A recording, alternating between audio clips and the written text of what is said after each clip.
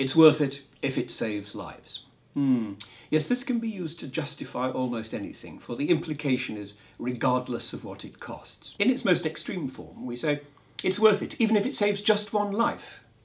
But the implication is that that's regardless of the cost. We could spend the entire product of the nation saving just one life, but we wouldn't do that. And having understood that we wouldn't do that, we now realise we're not talking about a principle here, we're talking about price. How much are we prepared to put out to save a human life? We could, if we wanted to, close down some of our schools and universities and use the money saved to improve road safety and health services. Now that would undoubtedly save lives, but not many people would favour that, given the fact that most people approve of what our schools and universities do. They do something of value, and people would not readily sacrifice that, even in this particular case where it would undoubtedly save lives. It's worth it if it saves lives. No, not if it means we have to give up education. Whenever we talk about spending money to save lives, we have to take into account what that money might otherwise have been spent on. We all value those near and dear to us more than we value others. Other people have different priorities. They value people nearest and dearest to themselves. Now, we might be prepared, for example, to save money by eating plain food for a year if it saved the life of one of our loved ones. Would we do that in order to improve the safety of rivers, canals and lakes, in order to save an unknown number of swimmers every year? Well, I think fewer people would accept that. Britain's railways could double the cost of tickets and spend the money on making the railways safer, and it might save lives. Railways do in fact routinely measure the cost of saving human lives. They put it at about £1 million per life.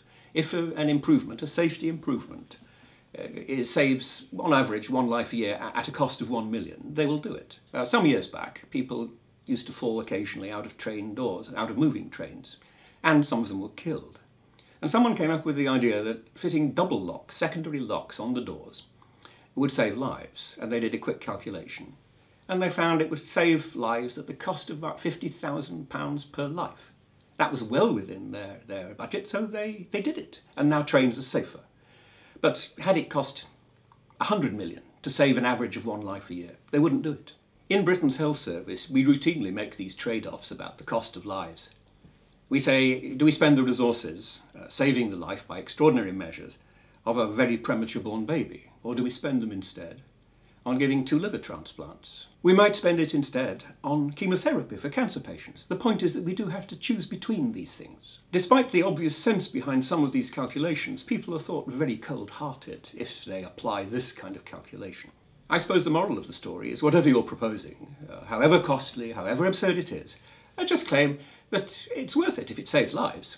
I'm sure someone somewhere must have proposed erecting a fence around the whole of Britain's coastline to stop people falling onto the rocks below or into the sea, at a cost of trillions.